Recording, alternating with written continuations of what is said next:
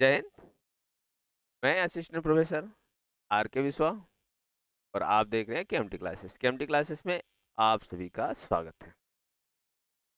आज इस वीडियो में जानेंगे central social welfare board and Nipah, national institute of education planning and administration. Nipah Nipah से कब नीपा हुआ, आज इसकी चर्चा करेंगे। तो आइए जानते हैं कि सेंट्रल सोशल वेलफेयर बोर्ड क्या है।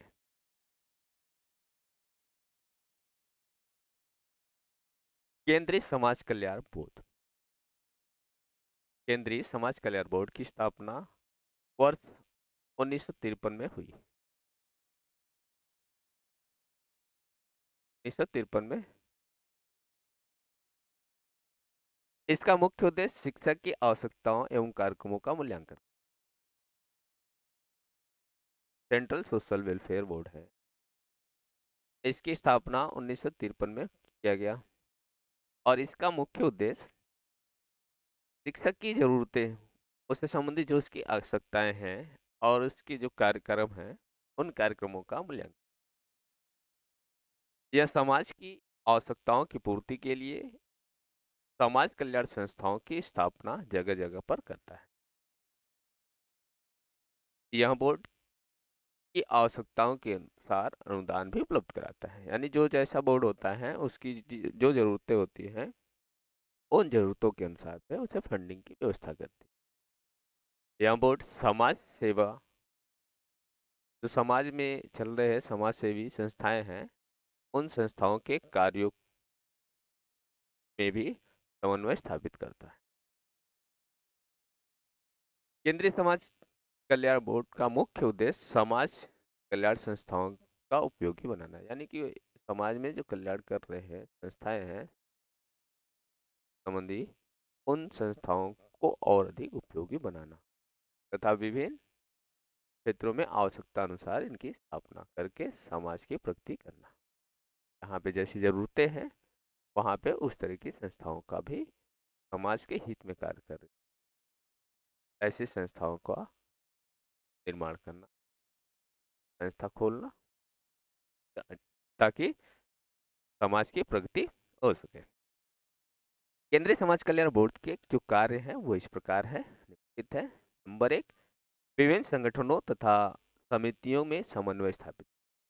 विभिन्न प्रकार के जो ऑर्गेनाइजेशन है, जो समितियां स्थापित है, उन समितियों और संगठनों के अंतर्गत सामंजस्य स्थापित करना, उनमें समन्वय स्थापित करने का कार्य करता है। अगला कि समाज की प्रगति हेतु विभिन्न समाज कल्याण केंद्रों की स्थापना करना और उन पर नियंत्रण रखना। समाज कल्याण से संबंधित संगठन, संस्थाओं और समितियों तथा केंद्रों को विकसित करना, यानी जो समाज में स्थापित जो संगठन चल रहे हैं, जो संस्थाएं चल रहे हैं, जो समितियां चल रही हैं, जो केंद्र चल रहे हैं, उन सभी को और ज्यादा विकसित करना। समाज कल्याण संस्थाओं के कुशल संचालन हेतु विभिन्न प्रकार के नागरिक संघर्षों, यानी नागरिक जो संघ है, नागरिक संघों, समितियां, परिषदों से आर्थिक तथा अन्य प्रकार की सहायता प्रदान करना, जिसको जिस प्रकार की जरूरत है उन प्रोवाइड कराना। नेक्स्ट, आपने अपने अधीन कार्यों करने वाली जो संस्थाएं हैं, संस्थाओं के कार्यों का पर्यवेक्षण तथा मूल्यांकन करना। विभिन्न प्रकार के असहाय, अनाथ, निःशक्त लोगों के लिए छात्रावास, अनाथालय आदि की व्यवस्था करके उनको लाभ पहुंचाना है, उनकी सहायता करना। नेक्स्ट, समाज में निःशक्त लाचार महिलाओं की प्रगति हेतु आवश्यक कार्य करना। समाज कल्याण संस्थाओं को समाज के लिए उपयोगी बनाना, यानी जो समाज में ऐसे संस्थाएं हैं जो समाज के हित के कार्य कर रहे हैं, लोगों के हित की या लोगों की भलाई का कार्य कर रहे हैं, उन ऐसे संस्थाओं को समाज के लिए और अधिक उपयोगी बनाना, ताकि वो समाज में रह के और सामाजिक कार्यों को बढ़ावा दे सके, सामाजिक कार्यों को कर सके, जिसमें उसकी सहायता करता है। कौन? केंद्रीय समाज कल्याण बोर्ड। नेक्स्ट आता है कि अब राष्ट्रीय शैक्षिक योजना एवं प्रशासन संस्थान, national institute of education planning and NIE Nipah. राष्ट्रीय शैक्षिक योजना और प्रशासन संस्थान की स्थापना भारत सरकार द्वारा। इस संस्था की स्थापना यूनेस्को के साथ 10 वर्षीय संविदा के अनुरूप 1962 में हुए, यानी पहले 10 वर्ष की संविदा के पर हुआ था। और कब हुआ था? 1962 में। वर्ष 1962 में इसका नाम Asian institute of education planning and administration रखा गया। Asian institute of education planning and administration. इस संविदा की समाप्ति के बाद, यानी 10 वर्ष की जो संविदा था, जो समाप्त हो गया, समाप्ति के बाद 64 से 66 जो कोठारी आयोग है, शिक्षा आयोग, उसकी सिफारिश पर भारत सरकार ने इसे अपने हाथों में लेकर इसका नाम national staff college for education planners administration रखा। National staff college for education planners and administration रखा। भारत सरकार ने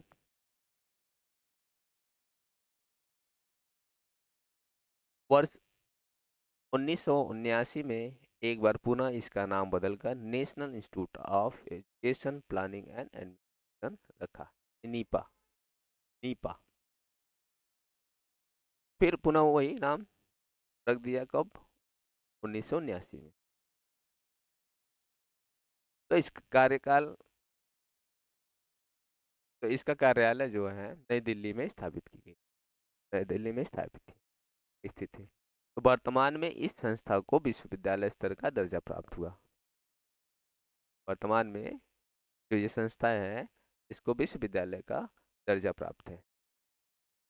अब इसे राष्ट्रीय शैक्षिक नियोजन और प्रशासन विश्वविद्यालय, national university of education planning and administration, यानी न्यूपा के नाम से जाना जाता है। यानी नीपा से क्या हो गया? न्यूपा। इस समय वर्तमान में इसे न्यूपा कहते हैं। शैक्षिक राष्ट्रीय शैक्षिक योजना और प्रशासन संस्थान नीपा यानी न्यूपा के कार्य इस प्रकार है। नंबर 1, यह संस्थान शैक्षिक रूप से पिछड़े हुए राज्यों में शिक्षा का प्रशासन, विद्यालय, निरीक्षण प्रणाली आदि का ज्ञानात्मक अध्ययन। दूसरा, यह शैक्षिक योजना और प्रशासन के क्षेत्रों में की गई खोजों को प्रकाशित कर दूसरों को लाभान्वित करता है। नेक्स्ट है कि शैक्षिक कार्यकर्ताओं के प्रशिक्षण हेतु विभिन्न कार्यक्रमों का संचालन तथा विविध प्रकार की कार्यशालाएं, सेमिनार आदि का आयोजन या संस्थाओं में करता है। यह संस्थान करता है। नेक्स्ट है कि अपने राज्य में शिक्षा विभाग का पुनर्गठन करने के लिए कार्य करता है। विभिन्न राज्यों और केंद्र शासित क्षेत्रों में यह संस्थान सलाहकार सेवाएं प्रदान करता है। यानी कि जो अलग अलग राज्यों में शिक्षा विभाग का पुनर्गठन करता है और उन्हीं राज्यों में, विभिन्न विभिन्न राज्यों में, और जो केंद्र शासित राज्य है, क्षेत्र है, उन क्षेत्रों में संस्थानों को सलाहकार यानी परामर्श देने का भी कार्य करता है।